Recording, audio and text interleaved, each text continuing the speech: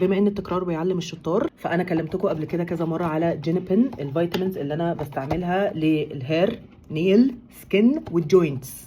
وقلت لكم ان انا بحب الفيتامينز اللي بتبقى اللي هو 16 في واحد دي. جينيبين باي ذا واي لوكال براند من شركه باركفيل، بتيجي يا اما كبسولز، بس فاضل 2 كبسولز اللي هم اخر 2 هاخدهم النهارده، فيها مغنيسيوم وفيتامين سي وهايلورونيك اسيد. وكبسولز بتاخدوا 2 كبسولز ديلي. لو ما حدش بيحب الكبسولز، في باودر. انا اسفه بجد هي خلصت فما عنديش ان انا اوريكم باودر، ولكن عايزه اقول حاجه ريجاردنج الباودر. الباودر بيجي بطعم البرتقال، يعني اللي معايا بطعم البرتقال. بحطه على القهوه، يعني عايزين تحطوه على ميه اوكي، بس انا بصراحه بحطه على القهوه، اللي هو اديني بضرب عصفورين بحجر. واحلى حاجه ان هو مش بيخليني احط سكر على القهوه. فليه؟ لان هو في طعم بيبقى مسكر، وطعم البرتقال مش باين قوي، طعم القهوه بيغطي، فممكن احطه على القهوه او بحطه على زبادي ساده، عشان انا ماليش في الزبادي الساده قوي. فجريك يوجرت كده حلو، ودي بتبقى مثلا وجبه سحور حلوه، وهتحسوا بالنتائج معاه حلوه قوي. اتس ريلي جود سبلمنت، وكمان في كالسيوم، ودي حاجه حلوه قوي بالنسبه لي، لان انا اوريدي باخد حتى كالسيوم بتعالج علشان رجلي، حوارات كتيره مالكوش دعوه بيها.